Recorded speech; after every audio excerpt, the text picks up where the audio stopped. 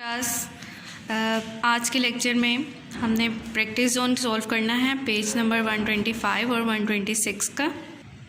Page 125 पर हमारे पास फर्स्ट क्वेश्चन है find the sums then check whether your answer is reasonable.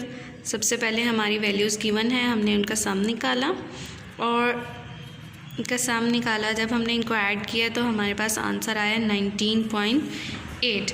अब जो नेक्स्ट पार्ट है इसी का वो है then check whether your answer is reasonable. इसको हमने चेक भी करना है और चेक करने के लिए हम हमारी जो डेसिमल वैल्यू है हम उसको उनकी एस्टिमेटेड वैल्यू निकालेंगे। यहीं पर हम इसका सॉल्व करेंगे एस्टिमेटेड वैल्यू निकाल कर। अब देखें 8 की हम प्रीवियस वैल्यू यानी 1 को देखें जो कि लेस देन 5 है, तो हम इसको या तो 8 बनाएंगे या फिर 9। अब देखें 10th प्लेस पर वैल्यू जो थी वो थी 1 जो कि लेस देन 5 है।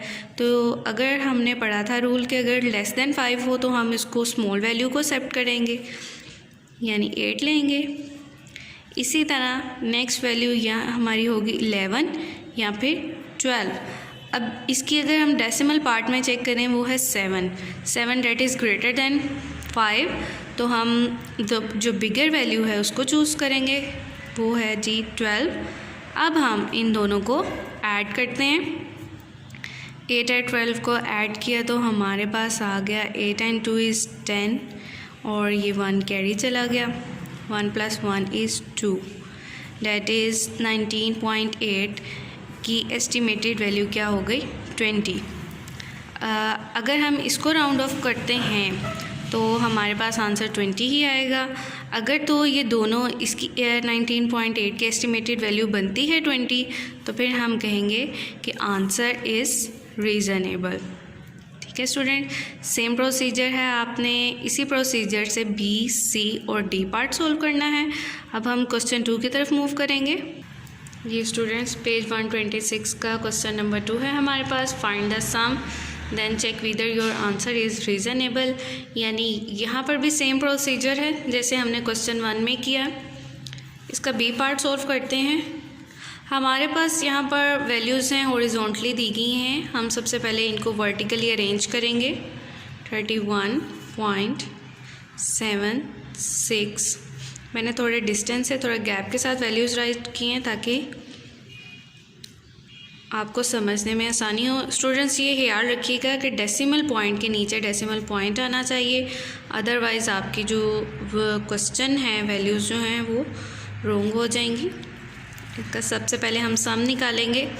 6 and 2 makes 8, then 7 and 2 makes 9 decimal point, 1 and 4 makes 5 and 3।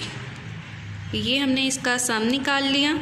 अब हमारे पास इसका सेकंड पार्ट है then check whether your answer is reasonable. ये चेक करने के लिए हम इनकी एस्टिमेटेड वैल्यूज़ निकालेंगे। अब देखिए हमने 31.7 है, हमने इसको जब हमने चेक करना है तो हम इसको जस्ट होल नंबर में राइट करेंगे। ये हमारे पास डेसिमल नंबर है। 31.7 को देखें, डेसिमल पॉइंट के बाद क्या है 7, या तो हमारी ये वैल्यू 31 ही रहेगी या फिर 32 हो जाएगी। अगर डेसिमल पॉइंट के बाद वाली वैल्यू ग्रेटर देन 5 या 5 है तो हम बिगर वैल्यू चूज़ करेंगे। ठीक है, अब यहाँ पर 7 है डेट इज़ ग्रेटर देन 5, तो इसलिए हम बिगर वैल्यू यानी 32 चूज़ की हमने। नेक्स्ट वाली वैल्यू में देखें 4.22 यानी डेसिमल पॉइंट के बाद जो वाली वैल्यू है वो लेस देन 5 है, तो इसलिए हम इसकी स्मॉल वाली वैल्यू जो है वो 4 को चूज़ करेंगे। अब हम इसका सम लेते हैं। सम देखें 2 and 4 makes 6 and 3। क्या 35.98 का एस्टिमेटेड वैल्यू 36 बनती है? यस बनती है, क्योंकि डेसिमल पॉइंट के बाद क्या है 9 डेट इज़ ग्रेटर देन 5, तो इसलिए इसका आंसर इसकी एस्टिमेटेड वैल्यू क्या होगी 36। इसलिए हम कह सकते हैं आंसर इज़ रीज़नेबल।